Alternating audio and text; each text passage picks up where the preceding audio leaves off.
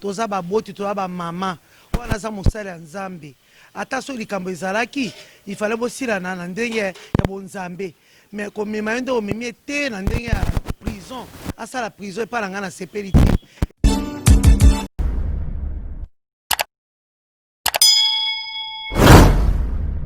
Mami Chibola, Batunion va derrière Mami Chibola, on va la condamner. C'est le temps de Dieu. Nzamba zote, on va quand c'était silence en Nzambe, là que muku naza ya kopol. Nzamba ko telema. Eza tango na yeke atelema kata likamoyo, muku naza innocent na makamo, eza montage.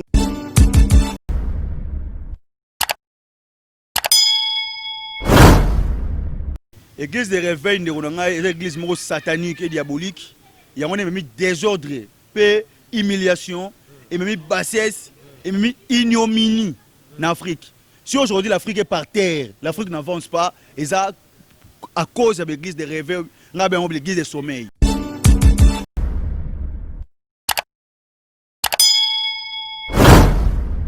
Na mwasi wana, comme nani? Mami Chibola. Comme na mwasi wana, na pasteur wana. O basala keza amour. Mwasi aezaki na kati ya makambo ndo sala ye.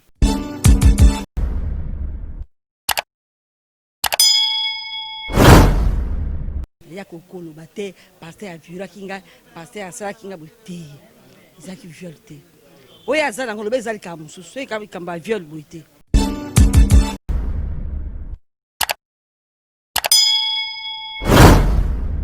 Bonjour, bonsoir, Nabachar Internet Bazola Nabiso na STV Congo News et pas Iwapi, émission Nabino Banakolekana chaque jour awa solo la vérité avec Peggy Titan intelligent de la presse congolaise Nemino Bobenganga le parallèle. Un grand merci d'ailleurs à l'équipe technique qui m'accompagne, merci beaucoup à Francis, merci beaucoup à la grande dame Jolicia Sampier, pourquoi pas à Judith, tout le monde, toute l'équipe STV Congo News. Lelo na émission Nabino solo la vérité, Bobby qui affaire vraiment et baniko coma grave parce que ça est déjà grave affaire il y a passer Mukunana Mami Chibola. D'abord avant tout commencer je salue Baza Bisso na pesi un grand merci bonjour na Oscar Maritou depuis Chine Grand Jogo et pourquoi pas na Océan Mukoko Babi charge à Belgique pe bisiko tozali na salon Véro et pas ya Masananga ici du 7 pour les vraiment na ndenge na biso ya bandalunga vraiment émission il y a un télo émission na bino tolinga to luka solution tout ça l'analyse émission solo la vérité je reçois pour vous Mubanga Kapiamba Babenga Kaye Koko. Pourquoi Koko Azali grand pharaon, il y a autorité mondiale ordre du soleil. Donc na évité ce qui est à côté église de Noir côté Wapime.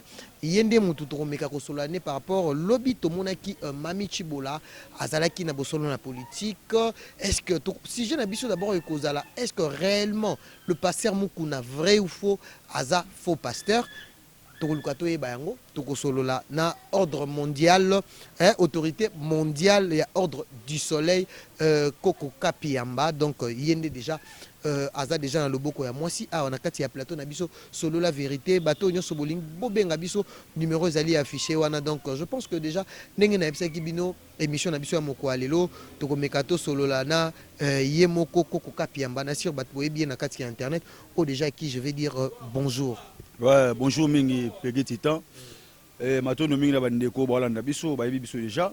Pe matono na yo na ndenge opesinga honneur ya mbanga na plateau pe na émission na yo pour te présenter makambo to expliquer awa. Voilà, je vous aime beaucoup.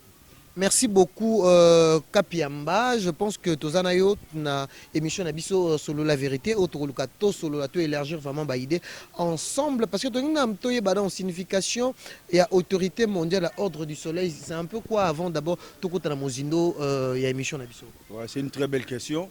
Autorité mondiale à ordre du soleil, beaucoup de gens va poser une question par rapport à yango, c'est pas de la magie mais autorité mondiale à ordre du soleil ngolo baka que la vie dépend du soleil. Le soleil est animateur principal, il y a l'univers mobimba. Donc, l'union, on a besoin de mots pour la vie. Donc, si on a bimi, après sur lumière, la science, on a la photosynthèse. Donc, photosynthèse, c'est l'énergie au mot, il y a un na nzete.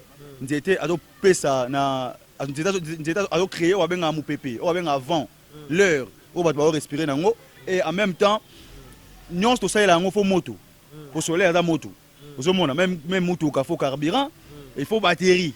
Attends, carburant est plein, sur batterie, même téléphone, il faut batterie dans la plaie de moto.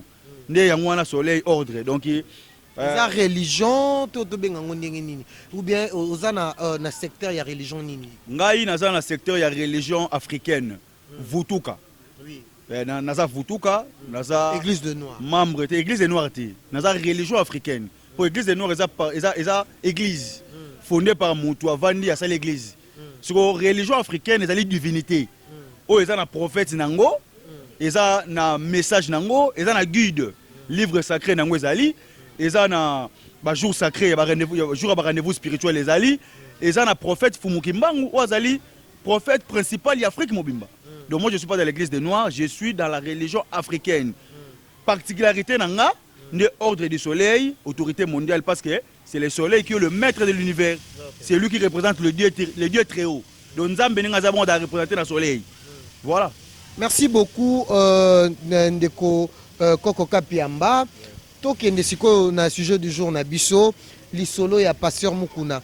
D'abord tozomona lelo ba église lelo yo lobi déjà que ozali na nini africaine ozali ko la religion africaine mais lelo tomoni ba église lelo ba pasteur ba komi mkie tomoni l'église de réveil. Lelo église de réveil ezali ko représenter nini na communauté africaine.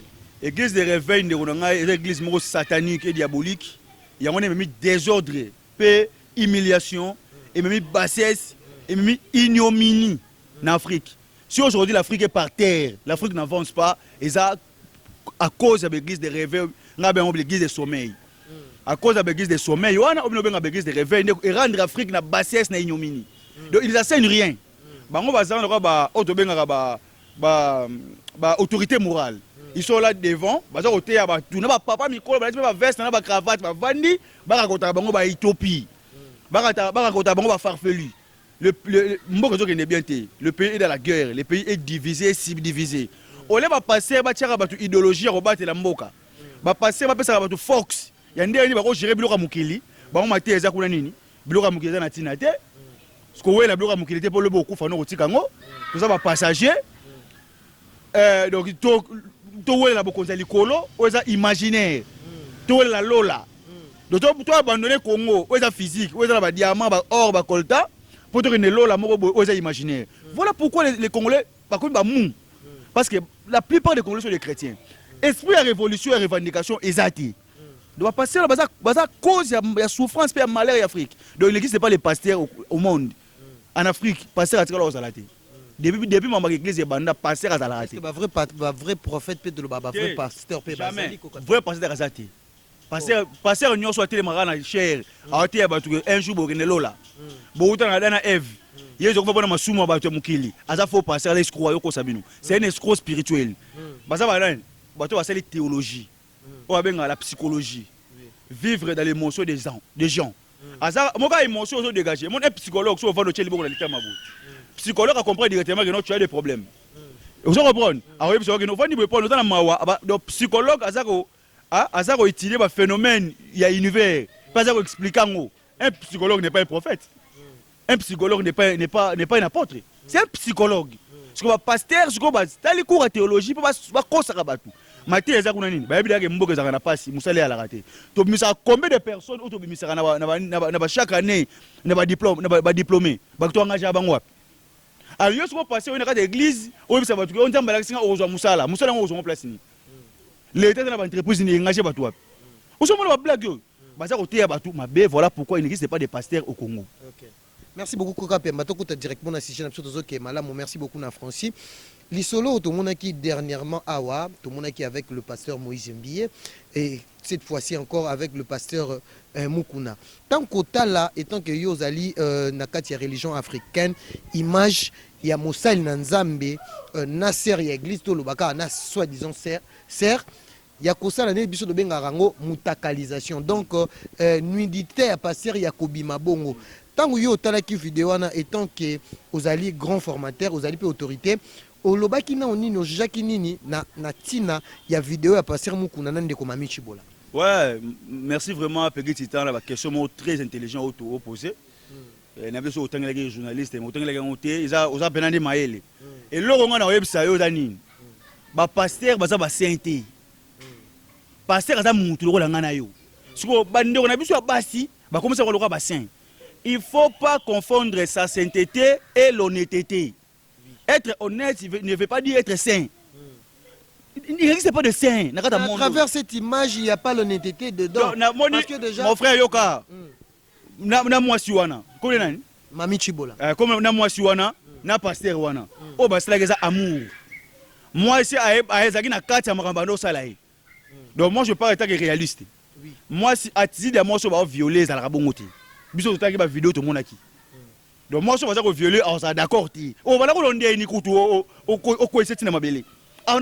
Mais devant la loi, c'est autre chose. C'est autre chose comment du viol changer ou bien. Moi pour moi je parle de la réalité. Pasteur c'est un aventurier, à sa influence n'est pastorale. Moi c'est une faiblesse. Asa moi si il y a faiblesse par rapport à la conscience n'est à comprendre les gars pasteur soit à cause que nini. Soit parce que le professeur nini. Quand il va cause à base bana pour manipuler bango, c'est un manipulateur. À manipuler moi si par rapport à ma blog, il y a une question européenne, après ça qui était. Est-ce que c'est là? Avec là, quand ma blog, on va se faire quand vidéo déjà la minute au passeur Mukunata déjà dans Makala. Ouais, pas de problème. On a passé sur passer dans la Makala parce que il en est au fin à Kabila. Il avait parlé n'importe quoi à propos de. Qui n'a qu'à éveil patriotique et Zalaranango. Pasteur Mukuna a mal fait son combat. À Tambouchon Mabé. À ça, le populisme. Et là, les Congolais, le combat, c'est pas comme ça. Kabila Bako Kangaya Kei. Et le régime Kabila, et le système Kabila reste. Vous savez le route. Il faut que l'Onglandais système est kende pour vous comme libre. Si vous avez un régime, système éthique. Vous savez rien. L'autre Lobani. Il dépend de ça là-bas. Et comme ça va marcher, il est là. Mais pas dans le pouvoir. Mais pourquoi il fait de marche? C'est qu'il constate qu'il n'y a rien, ça ne va pas. Et comme il ne faut pas qu'à mariage qui gagne, ça la boue. Pasteur Wana, c'est un manipulateur, à cause de qui m'a battu. Il y a besoin de d'accord. Merci beaucoup, Bachar Internet Bozola Nabiso. Tolinga d'abord, Tolandana micro balader Nabiso, et puis Tozongi na plateau Nabiso pour na dossier désannoncé na Yemoko Koko Kapiamba. Je pense que Bandeko vraiment pour ça parce qu'il y a Azali Moto Alubaka bien. Donc Total et Bongo, tout se retrouver jusqu'après. Bonjour Ndeko. Bonjour papa. Comment nani? Comment on a Christian, évangéliste Christian. Tozo tambola awa na commune bandalunga micro libre à tout le monde parce que si j'ai toza nango eza affaire Mami Chibola lobito moni alekanaki na bosolo politique a réaffirmé encore que pasteur évêque Mukuna aviola qui est tant que yoza jeune congolais makambo nengo monaki yango ba vidéo sur kila okoyi koloba nini Tomaïle no ezali nini natina likambo oyo ezali toujours ko continuer avec pasteur Mukuna azali ko se retrouver en prison toye baté soki tozo kende wapi pe affaire yango ko suka pona ngai Mami Chibola eza le kuta pona ngai pasteur évêque c'est mon pasteur de l'église aza pasteur qui a battu le biso depuis que bon na muke depuis na 10 ans na yamba maintenant je 28 ans na évangéliste kuna pona ngai eza faux. Mami Chibola, derrière Mami Chibola, on va la condamner. C'est le temps de Dieu. Nzamba zote, on va quand c'était silence en Zambie, là que Mukuna za kopol. Nzamba ko telema. Eza tango na yeke atelema kata likamoyo. Mukuna za innocent na makamo. Eza montage ngaku na moni ote mais eza montage. Batika ba venture o bazo sala. Bato nyonso va derrière ya sima ya vidéo oyo na sima makamo ya Mami Chibola. Bakokwea bango nyonso même Mami Chibola kokwea. Abimane ma papou mutu nyonso za sima na ye tant que je suis évangéliste de ACK na lobi yango akokwea na batu nyonso ba sima na ye bakokwea batika ba venture o bazosala batika ba venture o bazosala ala mosali na Nzambe. Mami Chibola zolo ba vérité te azalo kuta pona nga Mami Chibola azalo kuta azane loko ya solo te o azoloba batika ba venture bazosala mukuna mosali na Nzambe munene abikisi bato ebele na kati ya mboka oyo bato ebele bazwi ba délivrance na ba pays étranger na ba libanda mboka bazwi ba délivrance mpona papa wana batika ba venture oyo bazoloba biloba lo soki ke baza nsima bazotuna mbongo ya Kabila oyo Mukuna zwa papa eza mbongo soki Mukuna azwaki mbongo eza mbongo ya peuple Mukuna aza na droit kolia mbongo wana eza mbongo ya peuple eza mbongo ya mboka aliaki yango mpona mbongo ya mboka eza musala na asalaki yango ameritaki alia mbongo batika bavanti bazosala bapasteur nyonso bazobwaka mabanga bayeba bango mpe bakokwea libanga ezwi ndeke tyaku koseka te botika tosoutenir mukuna na baprière totika kocritiquer na batelier n'importe où surtout Onésime tu dois changer ozala juger Onésime ezanga nde na biso mukuna aza papa na yo oza mwana epai na ye yenda bimisio po yebana mais te ya parole te ya vérité zonga na Bible tika kocritiquer bato tika kocritiquer basali na Nzambe ocritiquer walesa ocritiquer basali ya Nzambe ebele lelo walesa wana telema ikoloba pona malade na mboka botema ikoloba n'importe quoi lelo biso toza wapi biso yo corona ekangi mboka toza ba église yo sa te botika baje tozonga na Bible totika baje tosambela tosoutenir basali na Nzambe po bazala fort totika bavanti merci Mbote mama. Mbote papa. Kombo nani? Nga kombo langa Chantal Loboko plus mama Loboko namba kitoko taka maboke langa déjà na moto bakeya basenga ki bango pe baye bilo ya kitoko na sala ka mama tala yango restaurant langa je suis là. Merci beaucoup maman bazolanda Mikil Mobimba bana Belgique bana Londres. Affaire ya Mami Chibola oyo lelo et dérangeant ki bino ba mama par rapport ya vidéo au pasteur Mukuna azalaki kosala nande ko Mami Chibola lelo pasteur Mukuna azali ko se retrouver na makala mais Mami Chibola azali ko confirmer que pasteur Mukuna a violé qui est-ce que tant que maman moboti tant que moi si peu lokola Mami Chibola ko lobani na affaire oyo ezali ko koma le plus en plus grave papa likambo ele kelinga makasi ya Chibola na Mukuna pasteur Mukuna je regrette beaucoup ya za maman lokola ngai lokola moi si lokola ngai na le beloko nini papa et pas ba sénégalais bana batiaka bango zina âge de 12 ans bali bango déjà tikana solo mama pardon ko langa été nazo ba solo tango ya lobi ke Mukuna viola ki nazo e baptême âge nini taba kende o 500 autres bango na Mukuna pourquoi crier quitter pourquoi ganga quitter ke boy kolongola ngai awa bazo filenga na Mukuna mais azo ba mwa muwani o mamu wani de na yoka kiango violer ses antennes maman tika na sola ko maman tika na sola ko maman pourquoi violer ses aboza mbai na mbetu so mo so bo sala mo a forcer ma violence c'est ça balo bakango bundengo wana ngapi asa mwasi na sa mbai na ngai na boko sana mo akenge makasa lai na nga o eza violence mais tant wakanga makasi te tant zo la mamu wana o sepela kinango mandeko na ngai likambo na mina olobango te bana berger wote ngai likambo yo comprendre oza nini ndeko na ngai mwasi to tia na se kombo nani mama kombo na ngai paswa bambongo maman Passoa, je pense que affaire aux ali ko déranger bino surtout vidéo et bimaka ya mutakalisation ya passer Mukuna na madame Mami Chibola lelo to moni Mami Chibola ayesu ko répliquer pour la deuxième fois ya ko confirmer que azalaki menacé violé et pas passer Mukuna tant que yo maman ko koloba en tout cas papa na koloba langa mingi te pas to yo ka mingi makaba ba viol pas ba pasteur belé oya ko yaka ba violaki oya ko yaka ba violaki mais ba violaka ba yebisaka te ba kendeke ba yebisaka te mais tanga viol nde ba yekoloba ozolanda papa makamba to stolembi yango na Congo to baye yango kutu ko baye to baye yango ya Moïse utu ko leka ka mikolo ye pe ayo na ye lisu mikolo en tout cas biso to lembi ta ba pasteur ba saka ba ko fale ba lobaka comme na suka nde ba yekoloba en tout cas soka za mwana monsi openza tangi classe wa ye bifi en tout cas tika makambo wana pasteur azaki papa na bango na mobile naye ayebaki papa Mukuna bien pasteur Mukuna bien azaki papa na bango na kati ya ndako na bango pe na kati église na bango ozolanda ozokanga papa ozolanda ya kokolo bate pasteur avira kinga pasteur asala kinga bote ezaki viol te oya azala ngolo bezali ka mususu e kamba viol bote alo bande likambo ezali penza normal pa ba kongole ba yoka poto ba yoka atika biloko enso papa viola kinga asala kinga bo na miso bato ya soni na Congo toko ka soni et comme kopesa na mawa na kele biloko modèle wana koleka enso ba jeune fille ba ko ba mama mona mukete pa saboti enso koleka na télévision viol pourquoi eza mabe mono azaka muke 2 à 3 à 4 à 5 ans de ba violer ma mukolo kwa saboti alo ba viol alo kande likambo ya zoluka ba sukisa malembe ezala na malembe aloba to viol ba viol kinga te eza soni na Congo to lembi makamba viol to lembi ba mukuna za papa na bango azaki papa mobali na ye akate église azaki papa na bango atika biloko atika makamba viol atika mukuna za pasteur atika mabe na ye ekitila ye moko makamoni mabe ezwa ye moko atika makamba viol nazala mingi te ya koloba en tout cas papa to lembi makamba viol merci beaucoup to lembi to fatigué vraiment. Viol est à partir à bana ndenge maman Olive alobaki à partir à bana 18 ans. 18 ans te likolo wana eza viol.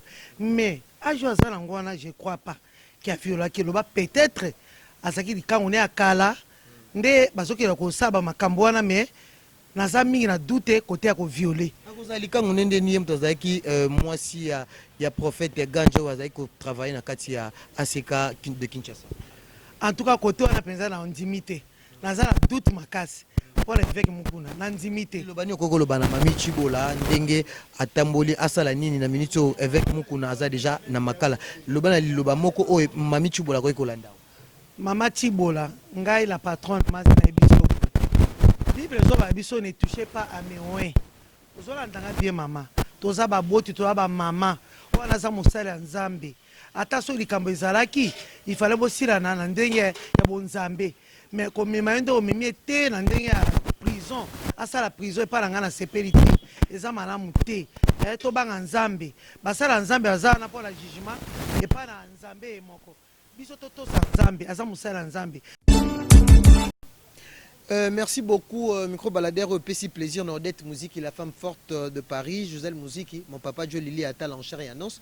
Je pense que tu as commis déjà dans la émission, na biso tokolinga mot de la fin, na Koko Kapiamba. Je pense que à cause de l'issue micro ekoya awa na STV Congo News pour na bosepeli vraiment na émission au Salibino Plaisir Koko Kapiamba. Je pense que mot de la fin na yo par rapport à sujet à lelo na sur Sali Plaisir na bana potonion so bato tout bakolando communauté diaspora de la fin na natina sujet au tosali lelo. Ouais, na pesi bambote na ngai belé na bino nyonso na linga bino mingi.